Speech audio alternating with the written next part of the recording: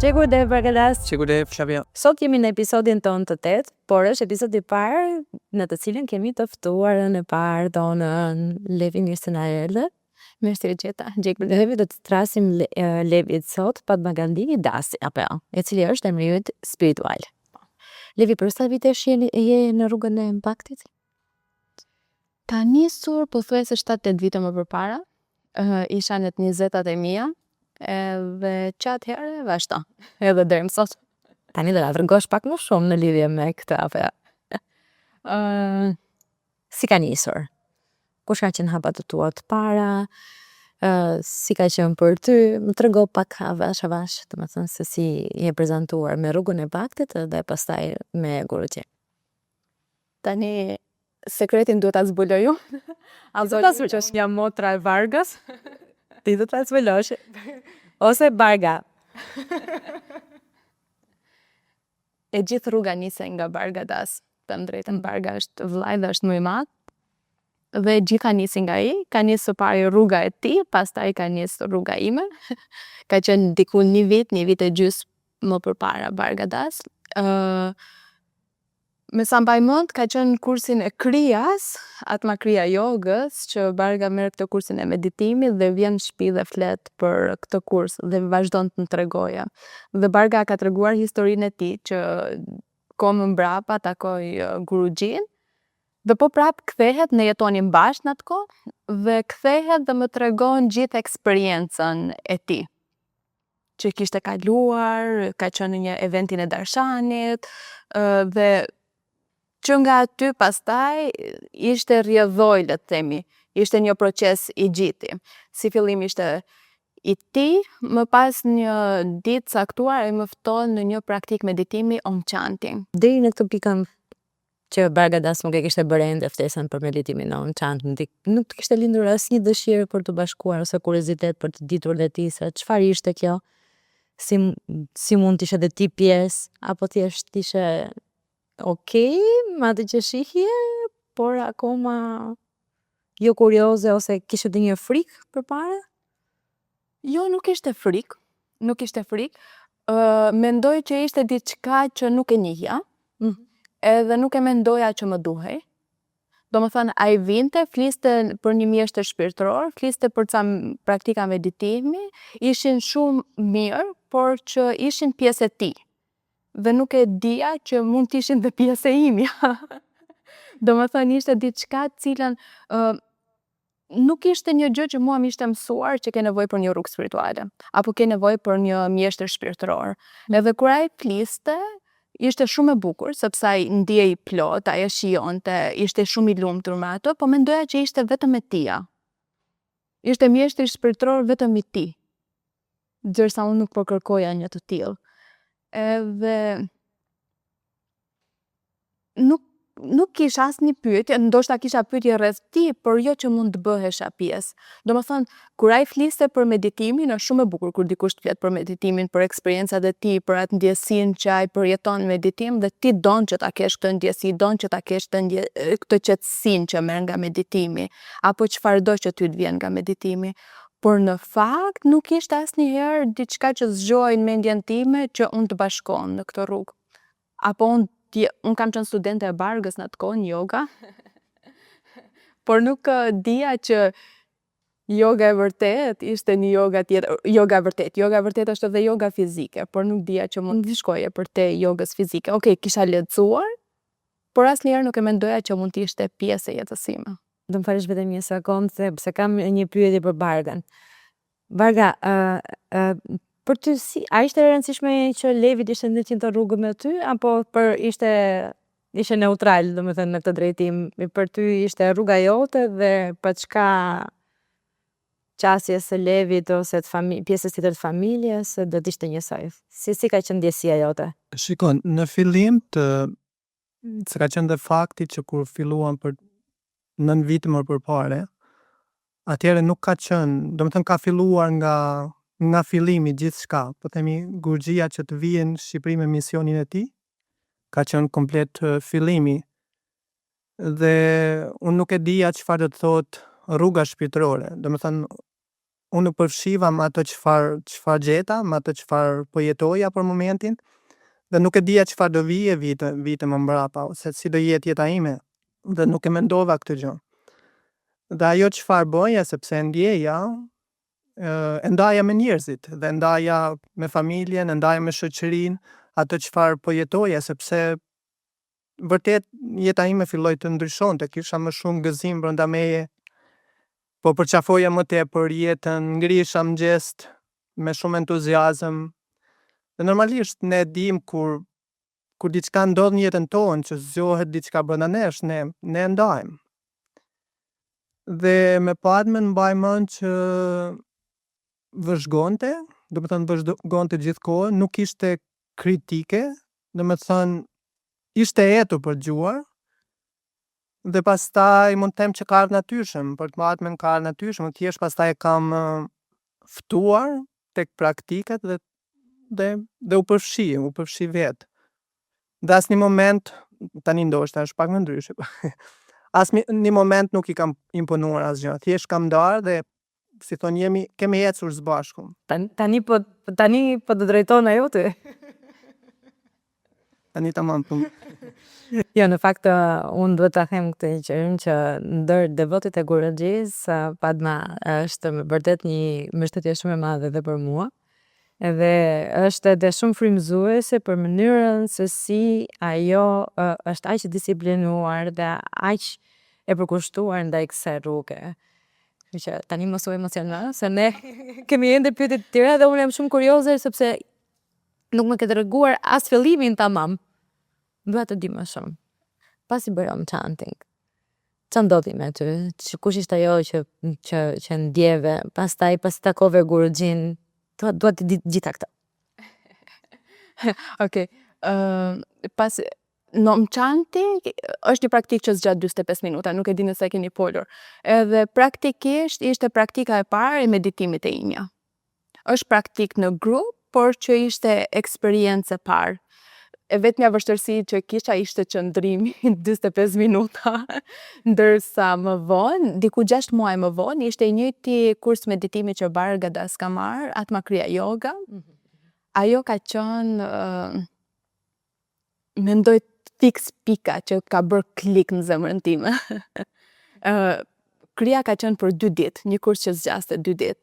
Edhe më vërtet ato 2 ditë isha një gjendje që po e shijoja shumë kursi, por shijoja shumë gjitha praktikat, por që nga momenti që ai mbaroi, ndoshta edhe duke pas Bargën pjesë që ajo kishte më përpara dhe duke qenë i disiplinuar në atë, ishte i praktikë që mua më shoqëroi çdo ditë. Edhe ishte më vërtet një ndryshim ose një ndjesi nga brenda shumë ndryshe, që nuk e kisha përjetuar kur më përpara. Dhe ishte një dëshirë çdo ditë që unë ta praktikoja këtë praktikë ose praktikat e meditimit që ka Kriya. Do më thënë, isha e etur vërtet që unë të ulesha dhe të meditoja. Për të dy juve, e fillimi i kësaj rruge ka qenë Atma Kriya Yoga.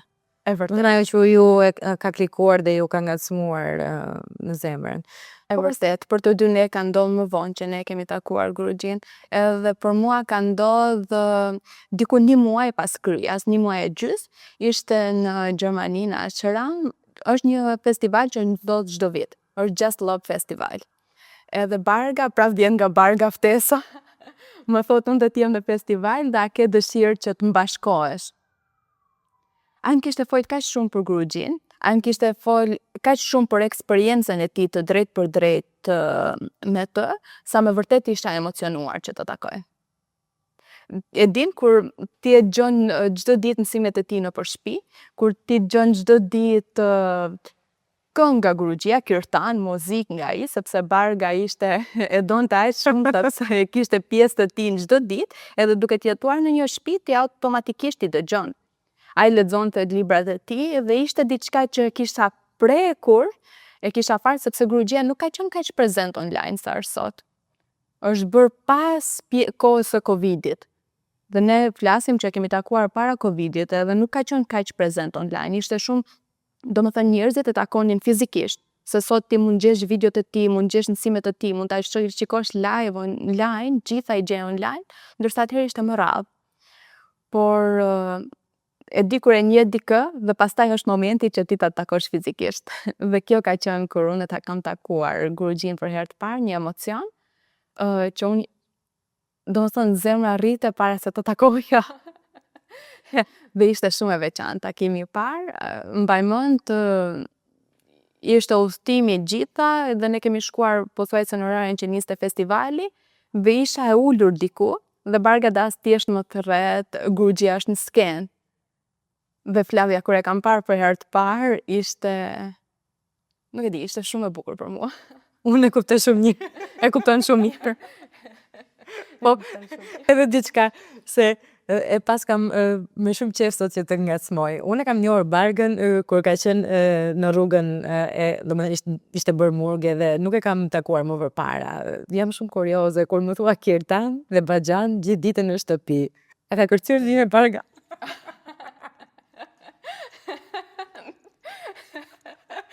Si nuk e kam parë asnjëherë.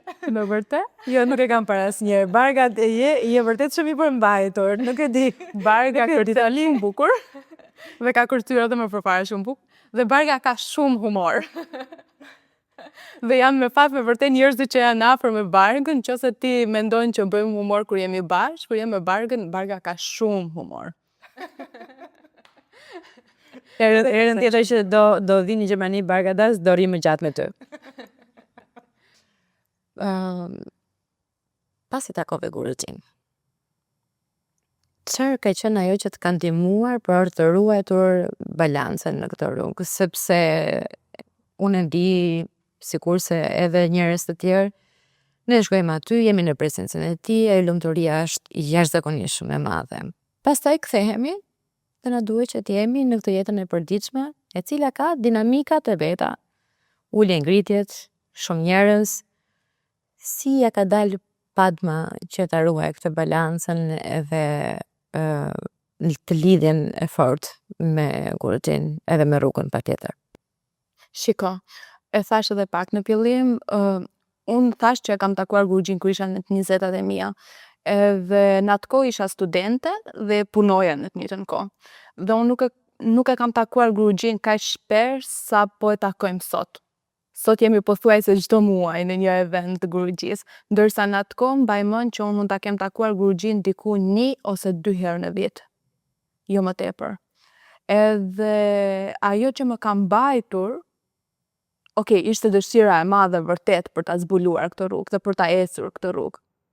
Domethënë kishte shumë gjëra, kishte shumë dije, kishte shumë eksperjenca të cilat edhe direkt me gurugjin, edhe direkt me mësimet e tij dhe praktikat e tij, të cilat vërtet brenda meje ndryshuan diçka. Vërtet ishte diçka e panjohur që unë kisha dëshirën e madhe për ta njohur dhe për të ecur në atë. Dhe kur ti ke eksperiencën e drejt për drejt me të, është e vështirë që ti ta humbasësh atë balancë.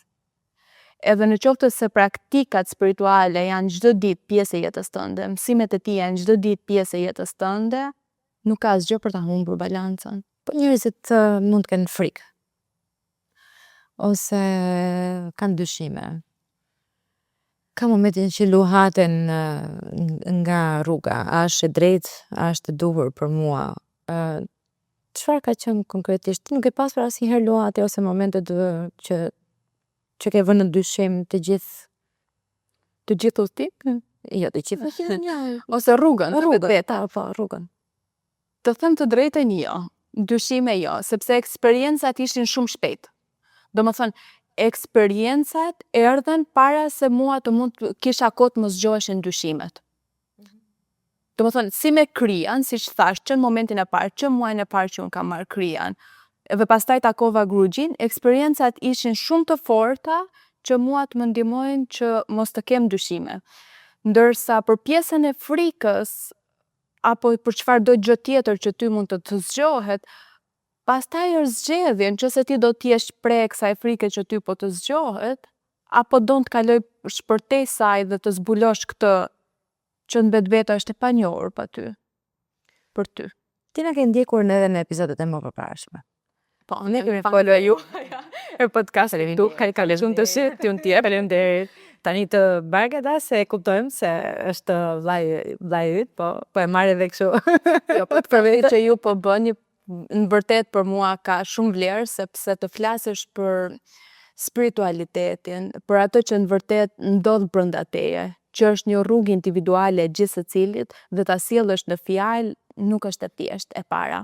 E dyta tek unë ka ardhur që dikush ndau me mua, kisha fatin që dikush të ndante me mua dhe unë jam vërtet tepër mirënjohëse që erdhi, se ndoshta asnjëherë nuk do kisha takuar, ndoshta asnjëherë nuk do kisha njohur nëse dikush nuk do ndante me mua. Fatma, ne kur shohim të dy, po themi, sepse kemi qenë një familje, asnjëri nga ne nuk ishte duke kërkuar për një mësues shpirtëror.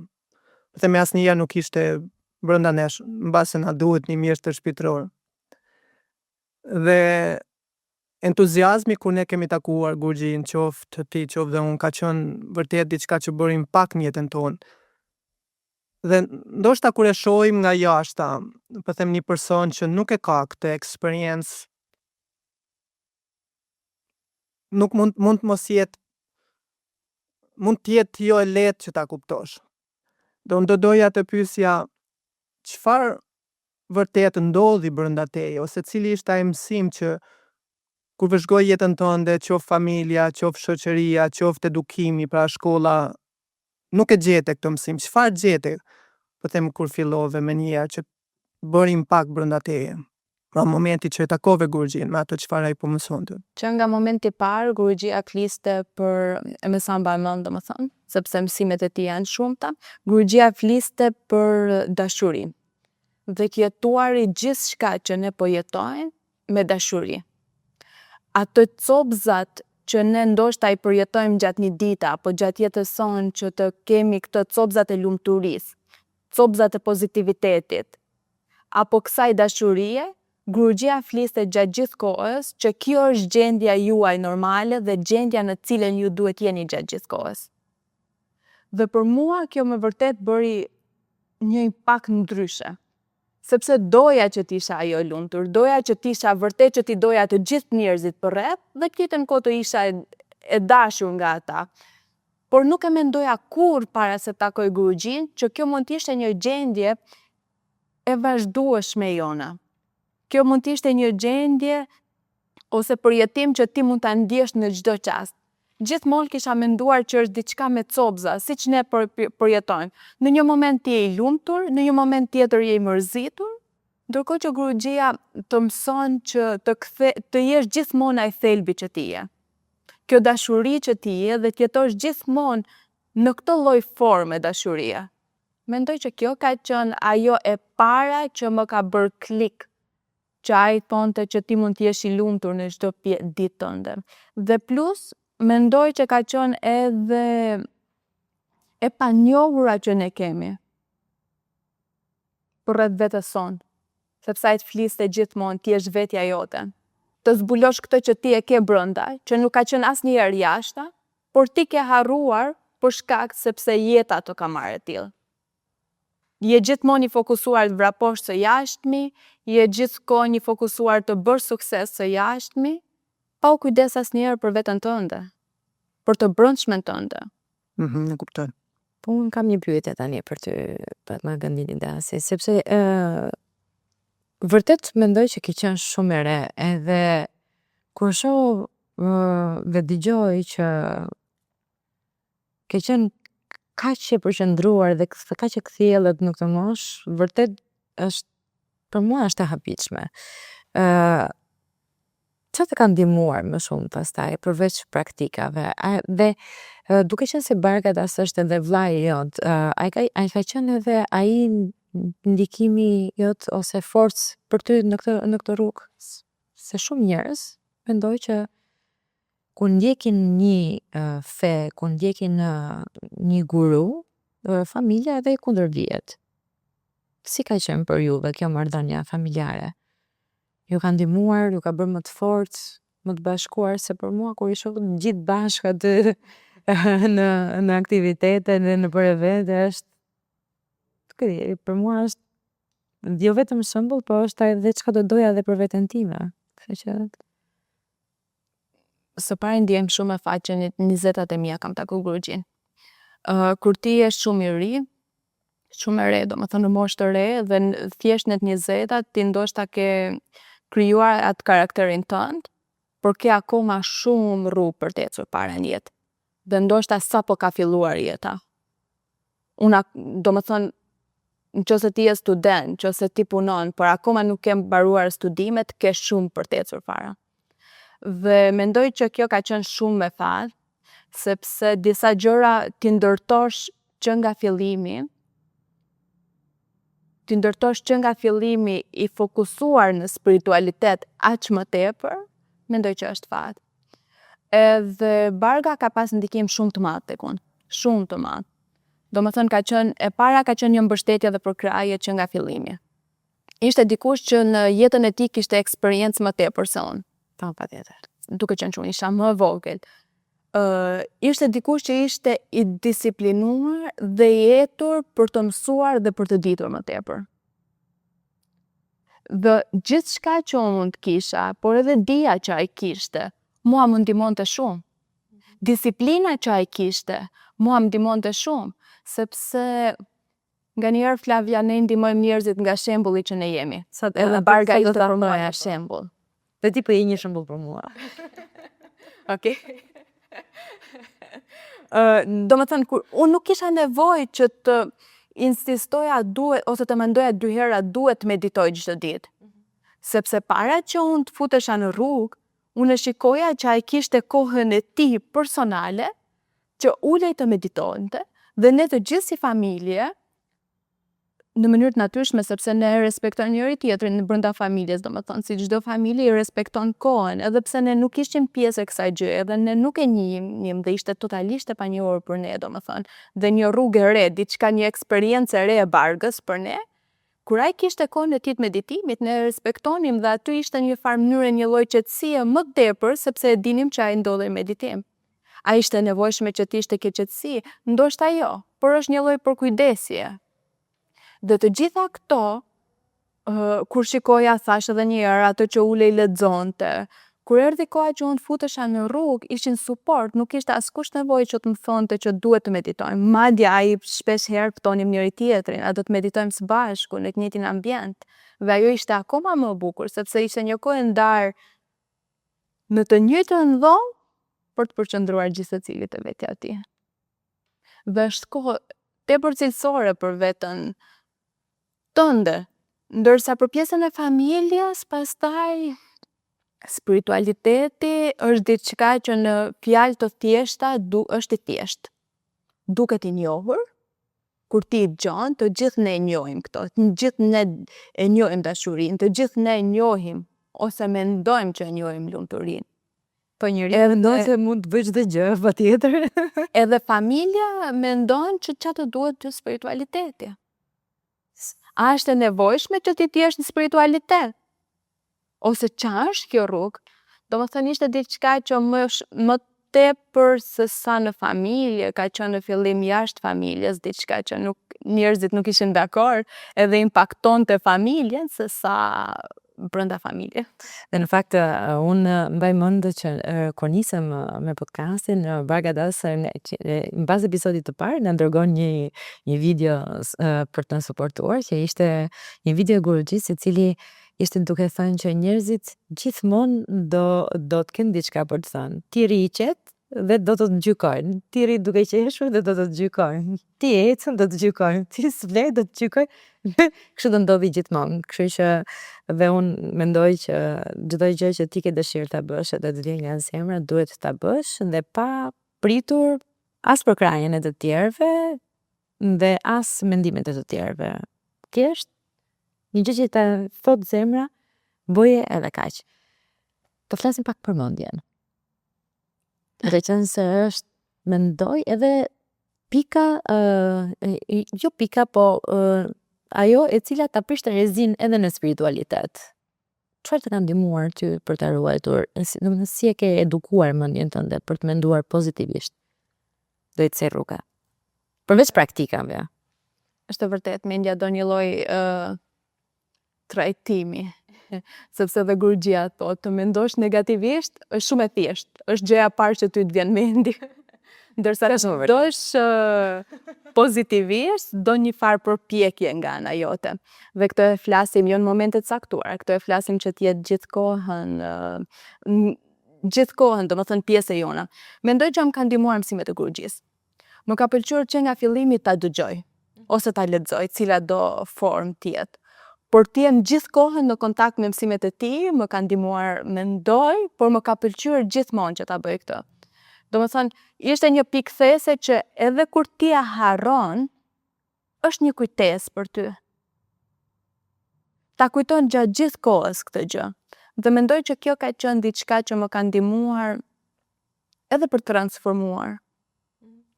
Flas gjithmonë nga ato që unë mund shikoj, do më thënë, ose nga ato që mendoj që më kanë ndihmuar për të ndryshuar. Dhe kanë qenë mësimet e tij të vazhdueshme në jetën time.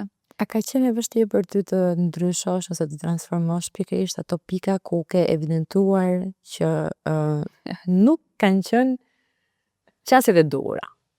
Le ta quaj kështu, se s'mund t'i themi defekte se s'ka njerëz të cilët nuk kanë imperfeksionet e veta, kështu që për mua personalisht mendoj që kjo në spiritualitet mund të ketë qenë ajo momenti më delikat, jo moment delikat, po diçka e vështirë, le të themi, kur ti përballesh me gjitha cilësitë e tua. Të bukura më pak të bukura.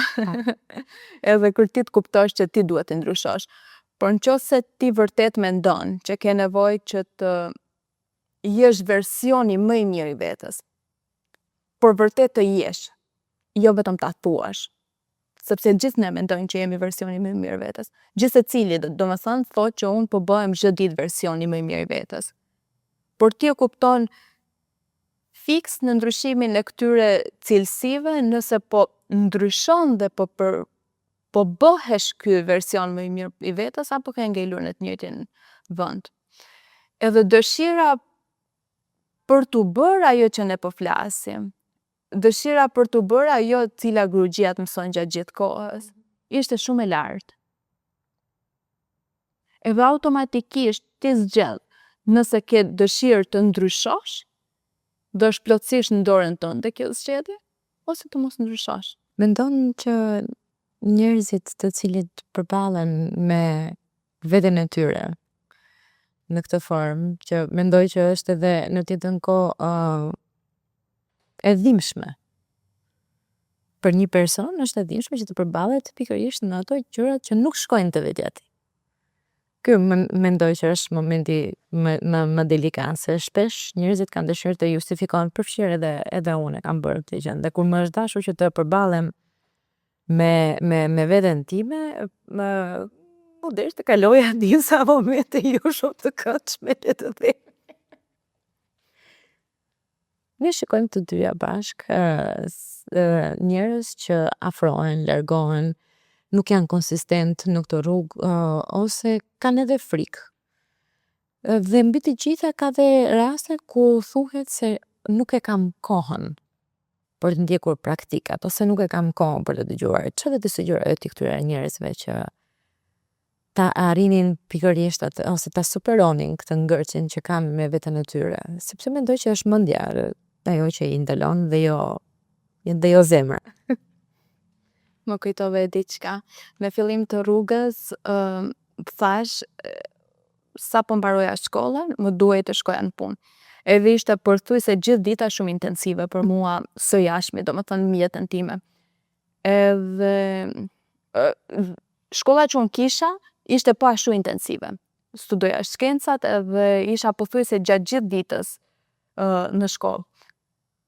Dhe vetmja kohë që ndonjëherë mund kisha vetëm një orë ndërmjet shkollës dhe punës, por edhe në qoftë se mua dilja më herët, ose kisha më tepër kohë, gjithmonë miqtë e mi, sepse aty filloi dhe ndryshimi me miqtë e mi më thonin do dalim pim një kafe, ose do dalim të ham diçka. Dhe isha gjithë kohën, jo më duhet të iki, sepse do jem punë, dhe është një kohë shumë i mirë që unë mund të marr për veten të praktikoj krijan. Do me thonë, më kujtohet ka qenë edhe temë diskutimi kjo mes grupeve të miqësisë, që t'jas njerëz s'ke kohë për ne. por me të vërtet kisha shumë dëshirë dhe ti e bën atë ndryshimin. Jo se ti nuk po ju jep më kohë atyre, po ti e kupton që vërtet kjo gjëja të përmbush, edhe ti vrapon drejt asaj. Dhe mendoj që e vetmja gjë që ne duhet të bëjmë është t'i japim kohë vetes sonë. Do me thënë, në çdo lloj gjëje, në praktikat spirituale, nëse ti vërtet ne duam këtë, t'i japim kohë vetes që të praktikojmë. Nuk mjafton, mendoj personalisht, në meditim që ti vetëm të duash të meditosh, po mos t'ulesh të meditosh. Do me thënë, disa gjëra që ti kesh duhet bësh një përpjekje për to. Nëse ti don këtë gjendjen e dashurisë, të gjendjen e lumturisë, të gjendjen e paqes, qetësisë, duhet bësh diçka për to. Nuk mjafton vetëm ta duash, mendoj që gjithë ne e duam. Gjithë ne e donim dhe para spiritualitetit. Por a vjen ajo vetëm duke e dashur? Mendoj që duhet bësh diçka, dhe nëse ti e don vërtet këtë gjendje për cilën ne flasim, duhet bësh diçka për të ecur drejt saj. Në rastin tim, dhe në rastin ton, ishte spiritualiteti. Ishte mësimet e gurgjisë, ishte vetë gurgjia, ishin praktikat spirituale, ishin gjitha në tërësi. Kërkon guxim kjo rrugë? Guxim kërkon guxim, do shta spiritualiteti gjithmonë vetvete mund të kërkojë guxim, sepse ti do të përballesh me një të panjohur dhe do ecish një rrugë të panjohur dhe nuk është një proces që të zgjasë 1 vit, 2 vite, 3 vite. Është një proces që ty zgjat gjithë jetën. Nuk është spiritualiteti si një diplom që unë e mora, e kam tani, edhe s'kam asgjë për të bërë, mund dalë dhe të... As diploma nuk mjafton, sepse dhe për ato ti duhet studiosh gjatë gjithë kohës, domethënë. Dhe don guxim që të ecësh në një rrugë të panjohur që ta bësh të njohur. Tani me Bargën e kuptoj këtë lidhjen që nga yoga ka kaluar në spiritualitet, po nga shkencat në spiritualitet është.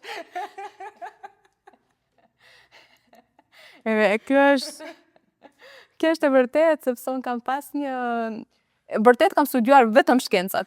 Do me thënë, gjatë gjithë shkollimit ti, nuk kam studiuar qoftë edhe një semestër psikologjin. Apo diçka, sepse në shkollat tona nuk, them drejtë, nuk ka asgjë që të ketë për spiritualitetin, por që qoftë edhe psikologjin, unë nuk kam studiuar kur, kam studiuar gjithmonë shkencat dhe gjithë degët e shkencave. Por që si duket ka qenë aty, e pjetur, dhe t'jesh gati për të zgjuar. Ndërkohë Barga ka një pyetje, më duket. Padma është e qartë kur thua që sa rëndësishme dhe sa impakt kanë pas mësimet e gurgjisë në jetën tonë, dhe që në fillimet. Dhe cili është ai mësimi ti shumë praktik që po themi çdo ditë jetës tonë ti e ke si një pilar për jetën tonë, që në moment që ku ngrihesh mëngjes dhe përpara gjithë shkajet që ti përballesh gjatë ditës. Ajo që më vjen është që gurgjia e thot gjithmonë, na e thot gjithmonë, edhe vërtet tek unë ka mbetur, domethënë, dhe ka lënë gjurmë, është që je fort, fokusohu në atë që ti don dhe bëj gjithçka me dashuri. Dhe domethënë, sa herë harroj, përpiqem ta rikujtoj. Përpiqem të rikujtoj se ku është ky fokus. Përpiqem të rikujtoj sa është kjo dashuria aty ku duhet jetë.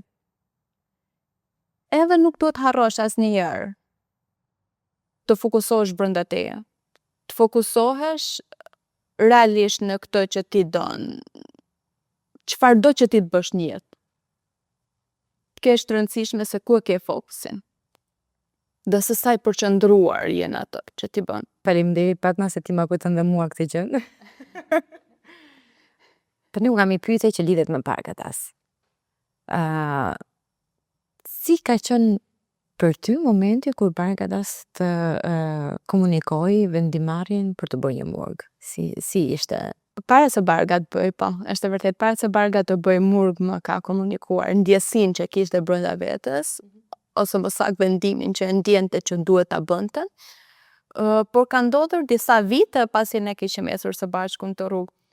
Edhe nuk ishte një surprizë, do me thënë mund të pritej që edhe mund të vinte, pavarësisht se nuk e kisha menduar që Barga po e ndjente këtë apo po mendonte si zgjedhje, por ishte shumë i lumtur për këtë. Edhe Flavia kur ai është i lumtur, unë jam shumë herë më e lumtur për Bargën. Dhe nëse është një rrugë që Bargën e bën të lumtur, më bën edhe mua të lumtur. Padma, si mendon, e kemi hasur besoj gjithë edhe Flavia, do të thënë gjithë e hasim, që edhe pse jeta jonë ka ndryshuar, do të thënë ne pasqyrojmë lehtësisht kur flasim me njerëzit përreth, që jeta jonë ka ndryshuar, ka më shumë gëzim, ka më shumë lumturi, ka më shumë entuziazëm. Dhe sërisht përballemi me kritika, qoftë edhe nga njerëzit më të afërt. Çfarë mendon që është këtu nga mbrapa? Pra sepse po thua që kur ne shoh që Barga është i lumtur, atëherë kjo më bën akoma të lumtur. Dhe çfarë mendon, pse njerëzit, domethënë, pse gjejmë shumë kritika, pse përballemi me shumë kritika? Ose edhe ne kemi kritikuar tjetë, kur e kemi parë që ka ndryshuar diçka që ndoshta për ne nuk ka bërë sens. Pse mendon që ndodh kjo? Mendoj që vjen nga, do thoja kështu, që ne nuk e shohim veten në këpucët e tjetrit, por shikojmë gjithmonë nga këpucët tona, shikojmë gjithmonë nga karrigja ku ne jemi, nga vetja jonë, nga frika që ne kemi, nga gjithçka që ne kemi për veten tonë, e shikojmë tek ai që ne kemi përballë. Domethënë mendojmë që e shikojmë tjetrin në ato që ne shikojmë veten tonë dhe nuk shikojmë vërtet që ai tjetë i lumtur. Sepse nëse ne do shikonim që, ose në rastin tonë, që ose unë të shikoja që ty të vënë e lumtur diçka, por unë të them që ty mos e bëj, është sepse unë kam frikë brenda vetes time.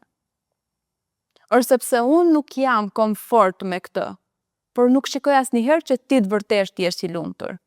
Sepse nëse se unë të shikoja që ty vërtet bën të lumtur, kjo nuk do të kritikoja, do të mbështesja, do të përkraja, por ne përgjithsisht nuk e bëjmë këtë. Ose njerëzit përreth përgjithsisht në çfarëdo lloj gjëje, jo vetëm spiritualitet. Për shembull, edhe nëse është një punë e caktuar, apo çfarëdo qoftë, ne kemi maninë që të themi mos shko, mos e ndiq, mos e bëj, sepse sidomos në spiritualitet është diçka që zgjohet brenda teje, është diçka e brendshme që ti e ndjen. Edhe unë që jam nga jashtë, nuk mund të shikoj se çfarë ti ndjen. Dhe shikoj çfarë unë ndjej. Më mungon informacioni për ato që ti ke dhe të mos e bëj. Më mungon kurajo që unë të zbuloj më tepër për ato që ti po bën dhe thjesht i bi shkurt dhe të them mos e bëj. Domethënë, praktikisht nuk përpiqemi asnjëherë që të shikojmë jashtë asaj kutis, ose të shikojmë pikturën e madhe. Shikojmë vetëm ato copzat e vogla dhe ngecemi në ato copzat e vogla. Nga të Bargadas, ne kam mbaj mend që kemi diskutuar diçka edhe kur ti më ke pyetur dhe mua në lidhje me çfarë ka qenë ajo e cila ka ndikuar më së shumti tek unë në lidhje me rrugën, unë jam përgjigjur pikërisht që jam ndjer e pranuar. Dhe ky mendoj që është një nga ngërçet ku të gjithë njerëzit harrojnë të shikojnë përtej dhe të pranojnë njerëzit realisht ashtu siç janë. Nëse për diçka që për mua është e drejtë, për ty nuk është e padrejtë, nuk do të thotë që dikush prej nesh ka gabim. Jemi njerëz të ndryshëm, kemi mendime të ndryshme, rrugë të ndryshme, zhvillime të ndryshme dhe eksperienca të ndryshme, dhe patjetër që kjo do ta bëjë dhe diferencën apo jo. Se të pranosh, nëse unë të pranoj kështu siç je, dhe kjo diskutohet. Kjo nuk do të thotë që fajtohem me gjithçka që ti bën apo jo. Por nëse do shikoj të lumtur, nuk ka asnjë arsye për të kritikuar lumturinë e dikujt tjetër. Dhe kjo tregon shumë për ty në fakt. Sepse gjithçka nëse ti e bën këtë dhe i lën gjithë secilit lirinë që të zgjedhë, që në fakt është gjë më e normale dhe të jetojë ato që ai dëshiron që të jetojë, tregon për ty. Domethënë, vërtet është një punë e madhe që ti e ke bërë me veten tënde dhe është gjë shumë e mirë që ti i lejosh gjithkujt të jetojë jetën apo ndjenjen që ai ka. Është rruga e tij në fundit, për gjithë secilin qoftë, dhe cila do rrugë që qoftë. Tani unë kam një pyetje për të dy. Bargadas, të lutem do më përgjigjesh edhe ti pak pas të më përgjigjet Fatma. Një nga momentet mendoj që kanë qenë shumë të bukura, ka qenë edhe kur bë mami devota, Guna Dasi.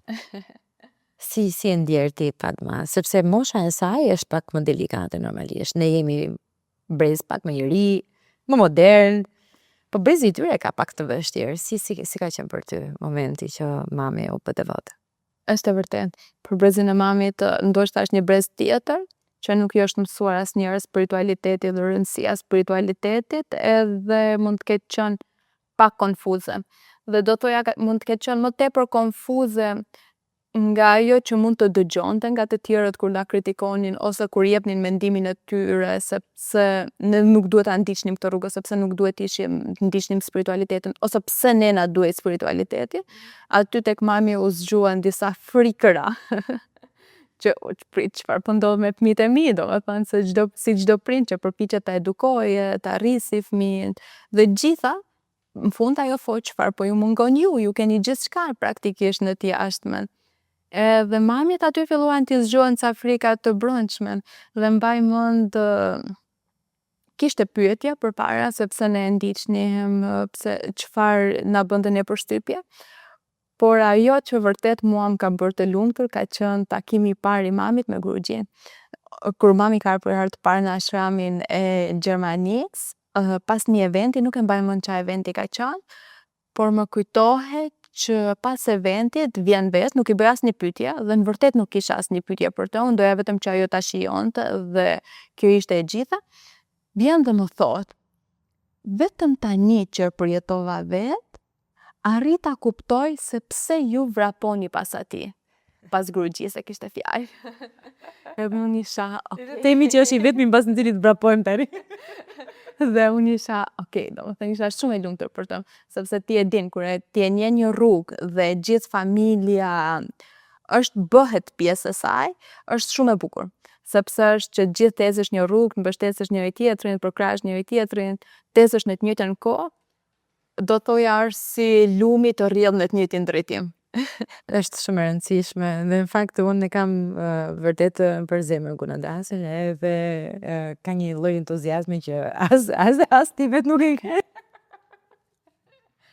Vetëm është vërtet shumë pozitive dhe transmeton jashtëmasishëm. Po për ty Bargada, si ka qenë momenti kur mami u bë devota? Mami është personi që e njoh më herët, domethënë siç njohim prindit, domethënë është shoku më i hershëm i joni, bashkë me prindit, dhe normalisht duke qenë afër dhe duke është nëna ajo që na arrit, ti arrin ti ndjesh emocionet e saj, arrin ta shohësh jetën e saj, çfarë është duke përjetuar, dhe mami vërtet ka kaluar shumë dinamika dhe goxha shumë vështirësi në jetën e saj. Dhe mami, të them drejtën, është ajo që më ka inspiruar gjithmonë, dhe aq më tepër kur e shoh tani me këndvështrim tjetër, që ka dedikuar gjithë jetën e saj se si t'na arrisi, se si t'na edukoje. Dhe kur ajo përqafoi rrugën që siç tha dhe Padma, që ka komplet natyrshëm, ka qenë zgjedhja e saj, si kemi imponuar asgjë. Mund të them që brenda saj, si brenda çdo njeriu, dashuria ka qenë prezente, por ndoshta për shkak të opinionit të tjerë e ka frenuar. Dhe moment që ajo ka takuar Gurugjin, ajo, domethënë gjithë këtë dashuri, entuziazëm është shfaqur. Pra, ti e shef tani dhe thua që vërtet e dua për atë që shpreh.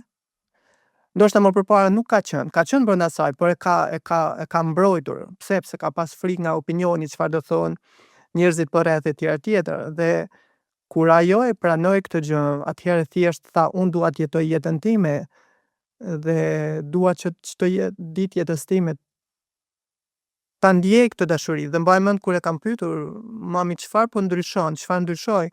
Edhe ajo thotë që nuk e di, thjesht është një dashuri shumë e madhe brenda meje që thjesht e ndjej që duhet ta shpreh, duhet ta jetoj çdo ditë jetës time me këtë dashuri.